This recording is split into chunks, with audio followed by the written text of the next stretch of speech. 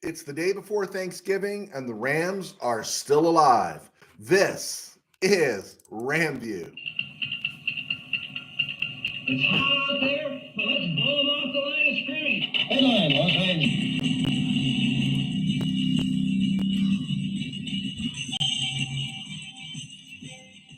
Live from the studios of the Ram Cave, I'm Joe Trozian, and this is RamView, the November 22nd, 2023 edition, brought to you by Kistler Law Firm. Injured in an auto accident? Need help? Got questions? Call Kistler Law at 661 206 6990. That's Kistler Law at 661 206 6990. And check out KistlerLawFirm.com. That's one word. KistlerLawFirm.com. Kistler Law, they've been fighting for you since 92. And by Temple City Auto Repair, having some auto issues, get yourself some John and Henry at TempleCityAutoRepair.com. And by Granite Ridge Christian Camp, a place where your life can change. Okay, so we're heading into what is this, week 11, and every reason to be optimistic. The Rams are relatively healthy. Yeah, we know Nakua and Kupp and Shelton, all these guys have a little bit of stuff going on. But here's the thing. If your quarterback is upright and the majority of your offensive line are the guys you started the season with, then you can be optimistic. Plus, you're getting back Kyren Williams, your running back. And so, yeah, I'm looking forward to this Ram game against Arizona because, again, it's like another game where you lose this one and you can kiss the season goodbye because you got to beat the 2-9 Cardinals. And I think the Rams will beat the 2-9 Cardinals. My only hangup is they've handled him in the past. What are they? 7-1 against Kyler Murray, right? They've handled Kyler Murray in the past, including in the playoffs, with much better teams. So that's all positive. But the players that did that, I'm running down the list here in any particular order: Nick Scott, Taylor Rapp, Jalen Ramsey, Leonard Floyd, Greg Gaines, Ashawn Robinson. Those guys aren't around anymore. Even Bobby Wagner last year early on. And so we've seen this team stung by youthful mistakes where they're not bad. If you overlook at the Rams overall, their defense, again, has surprised everybody when they all said it would be historically bad. But they have those moments where they don't hold the edge. They don't keep contained. And, of course, what's Kyler Murray going to do? Because whatever you want to say about Kyler Murray, it doesn't look like he's lost anything from running around, right? We thought that might be an issue. He hasn't lost anything. I still don't think he's a great quarterback. I think he's a splash quarterback. And that's going to be an interesting thing. The Rams have been grinded on, but they really haven't been too often stung by the big play. And that's where Kyler Murray butters his bread with the big play. He's got Hollywood Brown that can make a big play. He's got James Conner back. And so that's something to keep an eye on going forward. And again, I like to refresh this each time we get together now until it's no longer important. And we do have questions that are actually asking about this, and we'll get to them at the break when we start asking questions or answering questions. The 5 automatics in the NFC. There are 4 automatics, 4 division winners, but we know the Cowboys, they're not going to win their division, but they're going to be the 5th spot. They're going to be the first wild card team unless there's some mammoth collapse. And if the Cowboys have a mammoth collapse where everything falls apart, the Rams could end up in the Super Bowl, or the Rams don't have to win another game. But the news about the Cowboys collapse will just gobble up all the air in the room, and no one will notice where anybody finishes outside of KC, right? So right now, the Eagles, Lions, 49ers, and whoever are the NFC South champs, and then the Cowboys. Spots 6 and 7 belong to Seattle and Minnesota. We've talked about that. And Seattle is playing Frisco tomorrow. And Geno Smith is questionable. And I'm guessing Frisco's going to beat them. And Seattle's going to fall to 6 and 5. And if the Rams win in Phoenix, there will be only one game separating the Rams and the Seahawks. And that means if they end up with the same record, Rams get the bump because the Rams have beaten them twice. So it's real. The Rams have a real opportunity here. After Frisco, Seattle gets Dallas, then Frisco again and Philly. And that's a tough road. And the Rams' opportunities come with Arizona, a must-win game, and that'll improve the Rams to 5-6. And it's interesting. The question that comes in today is, can the Rams beat Cleveland and the Ravens? I'll get to that in a second. But the Rams do get the Browns at home. They got to go on the road to Baltimore. Baltimore struggling with their left tackle. Ronnie Stanley's been hurt. Mark Andrews is out for the year. But then they get the Texans at home. They get the Saints at home. And then they get the Giants on the road on New Year's Eve. And that sets the Rams up with a great opportunity. And then all bets are off when you go to Levi Stadium to play Frisco. I'm guessing in one of those games, though, if Frisco has the division locked up, I'm guessing, they might not be I don't know. It'd be really interesting. They might want to beat the Rams, because I'm thinking if Frisco has the second best record in the NFC, which I doubt they would, or maybe they will. It's interesting. Philly's you got Philly and you got Detroit, and then you got Frisco, and Frisco's already lost 3 games. Detroit lost 3? And then you've got Philly, who's lost 1 or 2. And so it'll be interesting because you could have a scenario play out where the Rams play the 49ers in week 18 and then have to play them again in the first round of the playoffs, because only one team gets a bye. And so it'll be interesting. We don't know. I wouldn't write off that game as an automatic loss. The Rams might be able to come out and just play free and easy, and Frisco might be playing for something in terms of maybe looking at getting home field advantage, or maybe thinking, hey, we got to rest some of these guys that are banged up. So interesting times to be a Ram fan. The season is exciting, and we're involved, right? Wouldn't you rather be talking about this? If the Rams were 2-9, all we'd be talking about right now is the draft, and we're going to be talking about the draft in January, February, March, April, and hey, we still got games to play, and so that is pretty exciting. Around the NFL and other places, all 3 games tomorrow matter for the Rams. The 4-6 Packers against the 8-2 Lions, the 4-7 Texans against the 7-3 Cowboys, the 7-3 49ers against the 6-4 Seahawks. We've talked about that, the 1-game difference possibly setting up for the Rams and the Seahawks. We've got the Texans and the Cowboys, and normally I am always anti-Cowboy, but we're not going to catch the Cowboys, okay? Cowboys are going to the playoffs. And so if they want to beat down the Texans even more, put the Texans in 2024 mode, that would be great, because we got to play them. Texans aren't going to take our place in the playoffs, but the Texans can, if they do something in SoFi in a few weeks, they can hurt us really bad with a loss. So I want them down and defeated. And Green Bay is 4-6 playing the Lions. And we want the Detroit to kill the Packers, because the Packers have the head-to-head advantage with the Rams, and they're 4-6.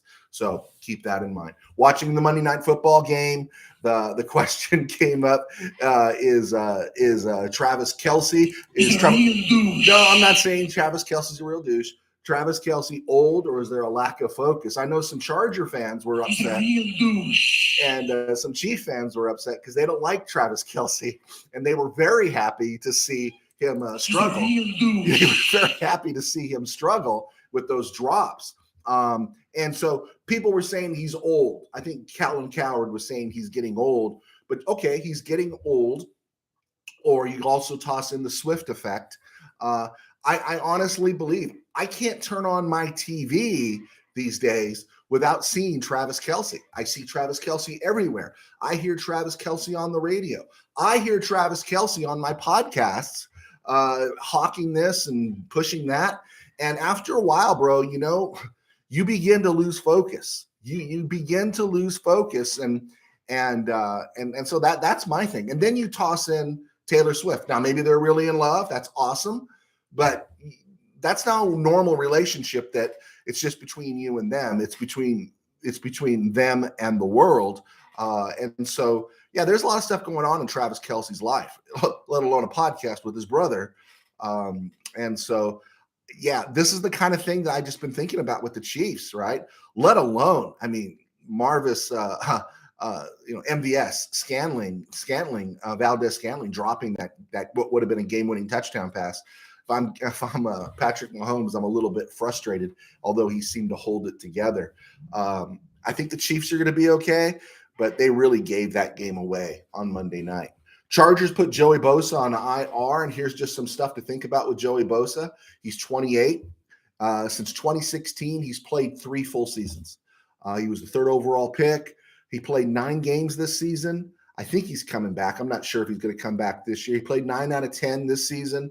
He played 5 last season. He played 12 in 2020, 7 in 2018, 12 in 2016.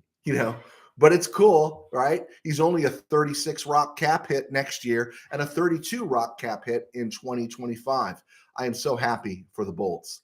Kareem Jackson suspended for 4 games for the hit he put on Josh Dobbs. Okay, yeah, I guess it was a hard hit, a little questionable, but I think it's so weak sometimes to suspend a player for a flag when a flag wasn't even thrown on the field. I don't know.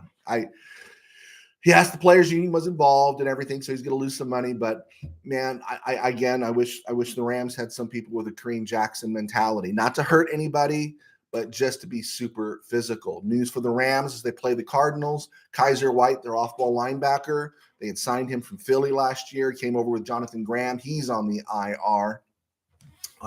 Rodney McLeod, former Ram, he's on the IR for the Browns. That's just something to keep in mind as the Browns are 2 weeks away from playing the Rams. And, of course, news broke earlier today that Shaq Leonard, the Colts put Shaq Leonard in the street. Shaq Leonard's first 4 years, he was a beast, right? Pro Bowls, two All-Pro selections. But in the last 2 years, he's played just 12 games, and today he was waived by the Colts. And there's speculation in Ramland that they would want him. I'd want him, but I'd want him at a 0 price. I don't know what he's going to bring to the Rams. He's an off-ball linebacker, right? And he might want to go, if he's a free agent, he might want to go someplace else. He might want to go to Detroit, right? He might want to go to Dallas. He might want to go Pittsburgh. Pittsburgh's in desperate need for some off-ball linebackers right now. He might want to go someplace where he thinks he can win now. My guess is his legs are gone. That's the only thing. Sometimes when those legs go, they go fast. Matt Canada was fired, which Steeler fan Rob in Missouri was thrilled about.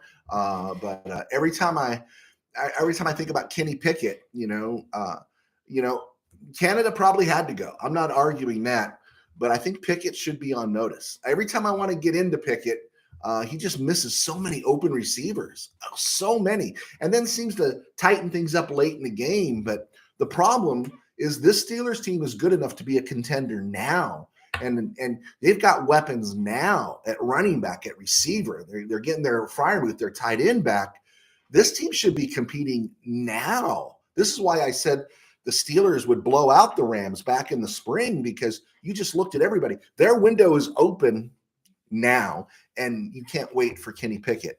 So Pickett, he better get it together, or the Steelers really better stop kidding themselves and get in the market for a legitimate NFL quarterback. We did talk about the 49ers, Hufanga going down, torn ACL, and they're getting Aaron Banks back, their left guard. He practiced for the first time. He hasn't played since week 8. The right guard, Spencer Buford. He's not exactly tearing up the world. He's got a little thing going on with his knee. He's the right guard, but we also know Trent Williams has had some stuff earlier this year, their left tackle, and so Colton McKivitz at right tackle exactly hasn't been a Rob Havenstein. So there's vulnerability here with the 49ers, and I'm anxious to see how it plays out. Okay, I'm Joe Terosian. Steve Ramirez, thank you so much. I feel your same sentiments there, my brother. I'm Joe Terosian as a sports writer for 21 years. Worked at several websites, newspapers, was one of the founding members at Mid-Valley Sports. Those guys, Tim and Dwayne, are still in the room. They cover the San Diego. I do always say that. That's where they should go. They cover the Los Angeles Chargers, and I do RamView, and I write books. My books are available on Amazon. Just type in my name, Joe Terosian, and it'll come up on Amazon, and you can buy a bunch of books. I've written 2 high school football novels that were well received, and some other literature there that'll let you know about my day job. I am a pastor of a small church at Burbank, in Burbank, called Burbank Faith Naz. You can find us here on YouTube at Burbank Faith Virtual, as well as Facebook, Twitter, or the platform formerly known as Twitter, now called X, Instagram, all those places, and follow us there. And by doing RamView, it sustains me to keep doing that job. So I'm very blessed. Also, if you could check us out on Spotify. So people have subscribed. More people have, our subscriptions have gone up on Spotify. Our hits haven't. And so I really appreciate you subscribing and seeing if we can keep moving up very slowly but surely. If it's just one tick a week, it's great. But thank you for checking us out on Spotify. The questions that came in, let me answer right here. Okay, Steve Ramirez, longtime sports writer and friend. Steve Ramirez says no on Shaq Leonard. And if Steve Ramirez says no, I was already a no, but if Steve Ramirez says no as well, you can trust him. We are both in sync on that. And I wouldn't sign Shaq Leonard. I don't know if he's any better than Ernest Jones at this point in his career. And this position, we had Bobby Wagner last year, and Bobby Wagner played really well, right? But that position is devalued. You don't want to spend the money on that position. And so they were paying some significant rocks to Shaq Leonard in Indy, and I think they're very happy probably to be rid of him. And I'm not saying he's a bad dude, but you're just not going to give that kind of money. Off-ball linebackers and safeties, the Chargers now, they're giving 36 rocks to Joey Bosa, who can't stay healthy.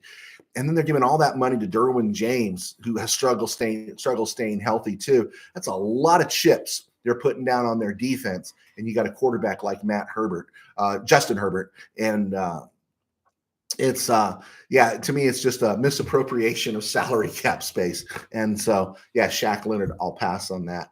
Listener XG1335 sent me this message. He sent me a bunch of stuff, but I'll keep the clean stuff. Who do you think, or what do you think of the Rams offensive line going forward? What do you think they will do? Well, we talked about this a couple weeks ago. I think about 10 days ago, we talked about this. I think Alaric Jackson's a very competent backup. I think the longer he plays, the more exposed he gets. He's good. He's just not, you want something better, right? He's an unrestricted free agent, so we can bring him back. And then you'd hope somewhere in the draft, depending on where the Rams draft, if something happens and everything falls apart and the Rams are in the top 6, they better draft a quarterback, because you got a lot of talent between Penix and Bo Nix, and there's a lot of talent coming out, and you'd like to see the Rams take a swing with that talent if they're drafting 6th. If they're drafting mid-teens or later, then I would look at a left tackle, and I would look to replace Alaric Jackson. Steve Avila, we're going to see. He's playing really well. Well, playing well for a second-round pick. He's not exactly Tom Mack yet or Joe Schiavelli, but we'll see. And then there's Coleman Shelton, who we're paying pennies to be the starting center. And he's a competent starting center, but you can improve that. And the rumor was at draft day that Avila would eventually become starting center because he played a lot of center in college. So that would leave room open for a guard.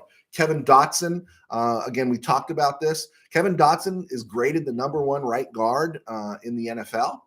Okay, if they say he is, he is. But that also means he's going to use that to get double digits in his next contract. And so you have to ask yourself, do you want to pay double digits to Kevin Dotson? Is he that good? And of course, there's going to be a bidding war, right? Do the Rams want to go into the 12 rock range for a right guard? Havenstein is getting older. And that's what I think, they've been fishing around for. Is Logan Bruss going to move to tackle, which I think he has? Is AJ Akuri going to develop? Is Warren McClendon? Think all those draft picks, when they were spending draft capital on, and very limited draft capital, 7th rounder, 6th rounder, 5th rounder, when they were spending draft capital, they weren't thinking left tackle. They were thinking right tackle. And so I think there is some flux. I think we got Havenstein for another year. But boy, a lot of the other stuff along the offensive line could be in flux. You're going to keep Alaric Jackson. That's an easy keep, but where will he be starting and stuff? Noteboom, we're stuck with him. He is a good backup, but he's not a starter, right? I think we figured that out right away. Okay, I hope that answers that. XG1335, listener 7575. Bill, what are the Rams' chances against the Browns and Ravens? Okay, well, every time they start to go up, they come back down. They go up, they come back down. Losing Deshaun Watson, I was very optimistic, but then you see how good that defense is for the Browns. The Rams do get them at SoFi, and the Browns are the Browns, right? The Browns always find a way to mess things up. I mean, they're just one of those teams, right?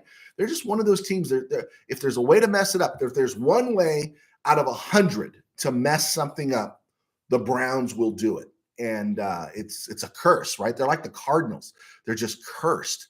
And so the Rams do have a shot. Now, when they play the Browns, my thing would be I'd find where Myles Garrett is and I'd run right at him. You don't want to give these teams that can come after the quarterback any momentum with a sack and a change in energy, because you know what it's like in SoFi. The Rams never really play a home game with a home field advantage, and you don't want to get all these displaced Browns fans hope and have them cheering in SoFi for the Browns. And so I would run right at Myles Garrett as often as I could. It is a good Browns defense, and I would pound the ball as much as I could and hopefully open things up. That Browns defense, though, like I said, is good.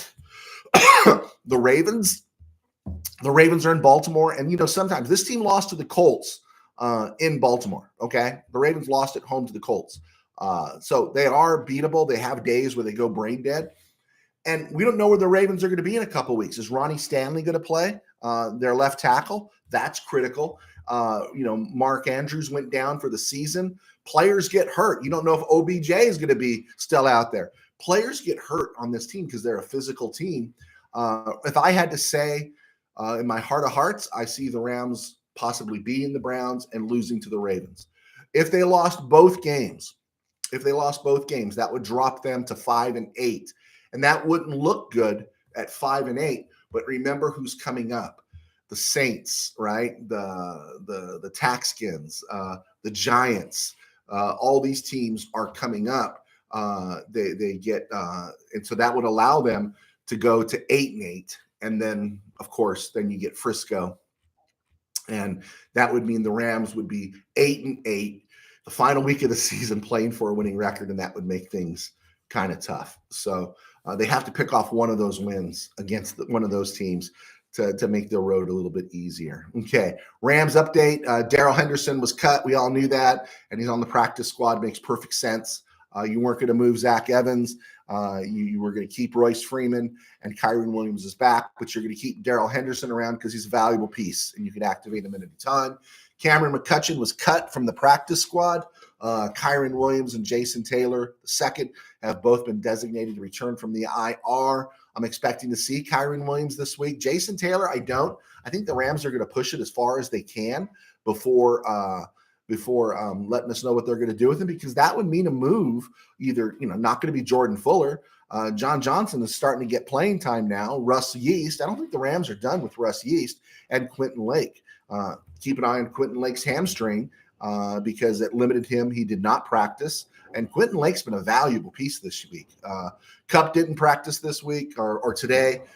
Lake didn't practice. Laurel Murchison didn't practice. Kobe Durant, they say he's getting better. He's improving. And Kobe Durant is critical. We need Kobe Durant back. And even if Kendrick is playing well, because at some point, don't you get to feel like we've wrung the best out of Akilla Witherspoon? And at some point, reality is going to come crashing down. Not that he's bad, or I'm expecting him to be horrible, but he's played exceptionally well for the Rams. And, you just want to make sure Durant is ready. Coleman Shelton has an ankle issue. Puka Nacua was limited in practice. Those are some of the things there. It's rivalry week. Everyone's playing their in-state rival pretty much in college football. Arizona State. Arizona's ranked number 10 in our poll. In our rankings. I want to make sure I word that properly for Steve. Louisville, number 9, they're playing Kentucky. Texas, number 8, they're playing Texas Tech. Ohio State's playing Michigan. Go Wolverines. Number 6, Florida State, without their quarterback, Travis Jordan.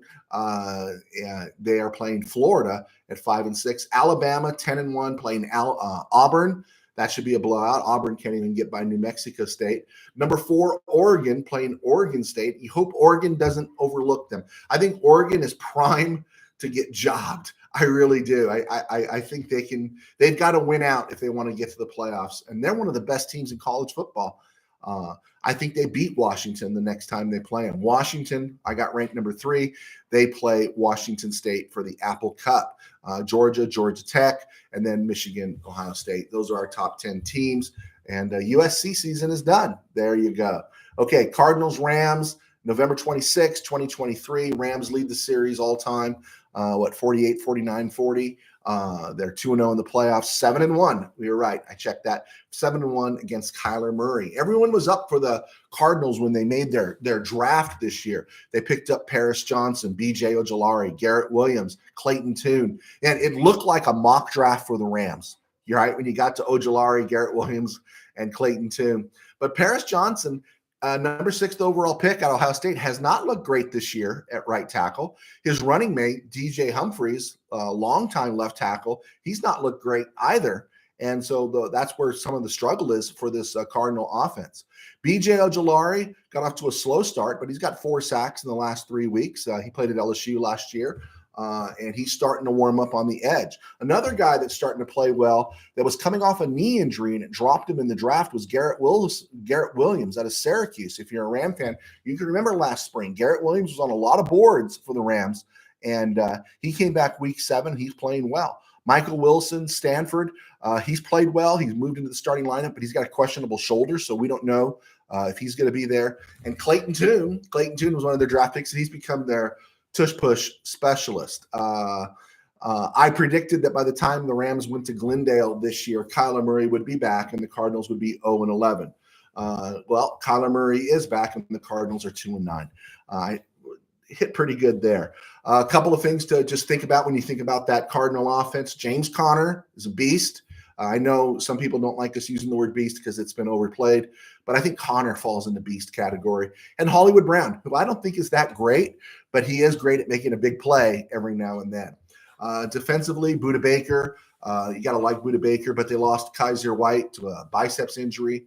They do have an undrafted free agent named Dennis Cardick that I've heard a lot of stuff about. He comes off the edge. He's got 5 sacks. But when you look at those 5 sacks, 4 of them have come against Washington, the New York Giants, and the Falcons. So those aren't exactly, it's not exactly like they've been sweeping around Trent Williams to get those sacks. So this defense is really, really vulnerable. Like I said before, if the Rams lose this game, it's curtains, and they can't lose this game. I don't think they will. I think they come out and play pretty tough, and we Rams improved to 5-6. Okay, Thursday, Packers, Lions. We're going with the Lions because we need them to win. Texans, Cowboys. We're going with the Cowboys because we need them to win. 49ers, Seahawks. We're going with the 49ers because we need them to win. And all those are logical picks. Friday's game, I don't even know if I want to watch the game. Doesn't it seem kind of boring? Dolphins, Jets. I know everyone was all thrilled about Black Friday football, but I don't know if I'm excited about this one other than it's played at noon our time. So Dolphins, Jets. I wish the Jets would pull something and everything. I guess Tim Boyle's getting that start, and after Tim Boyle, it's Laura Flynn Boyle. So we'll see, but I'm going to go with the Dolphins in that game. And then we'll give our Sunday picks on Friday's show. Saints are playing the Falcons, Steelers, Bengals, Jaguars, Texans, Buccaneers, Colts, Patriots, Giants, Panthers, Titans, Browns, Broncos, Chiefs, Raiders, Bills, Eagles. And, of course, the Sunday night game is Ravens, Chargers, and Monday night is Bears, Vikings. The games that just have bearing on the Rams. All 3 Thursday games have bearing. Saints, Falcons has bearing on the Rams. Buccaneers, their outcome against Indy has bearing on the Rams, as well as Bears, Vikings. And so keep that in mind. They all have bearing on the Rams season. And let's see what we got here. Oh, how interesting. Rams signed Darrell Henderson to the practice squad today. On this date, a year ago, the Rams released Darrell Henderson, Justin Hollins, and Kendall Blanton from the practice squad. Justin Hollins went from starter to journeyman, and I think he just signed with Las Vegas. He's been in New York. He's been in Green Bay. He's been everywhere since leaving the Rams. And you wonder, I don't know why, but guys, physically he's gifted. But yeah, for some reason, I don't think people are thrilled with him. Kendall Blanton, right? Playoff hero, caught 7 passes in the playoffs in 2021, and he ended up getting cut. He ended up on the practice squad for the Chiefs when they won the Super Bowl. So good for Kendall Blanton. And Darrell Henderson is home, back on the Rams practice squad. And before we go, we want to say happy birthday to Jack Hacksaw Reynolds. He turns 36 to 36. He turns 76 today. Former Ram middle linebacker and a first-round pick in 1970, 22nd overall out of Tennessee. We're going to credit George Allen with that pick. Interesting. He appeared in 14 games as a rookie with George Allen. He wasn't going to start for George Allen, but Allen left after the 70 season, and he didn't start. He appeared in all 14 games, or he appeared in many games for Tommy Prothro, but Prothro wouldn't start him. He went with Marlon McKeever. Finally, when Chuck Knox became the starter in 73, Jack Reynolds. Isn't that hard to believe that was Jack Reynolds' first year as a starter? Sure didn't look like it, right? He was fantastic then. He was fantastic all the way through at middle linebacker. Spent 8 straight seasons, 1970 through 1980.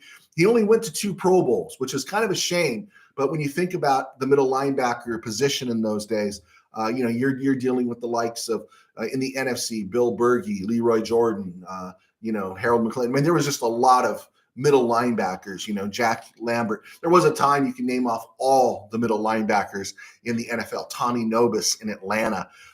They were just they were the quarterbacks of the defense in those days, and so there was probably a glut, and Jack Reynolds didn't get the props he deserved. Only 2 Pro Bowls. It seems like a crime.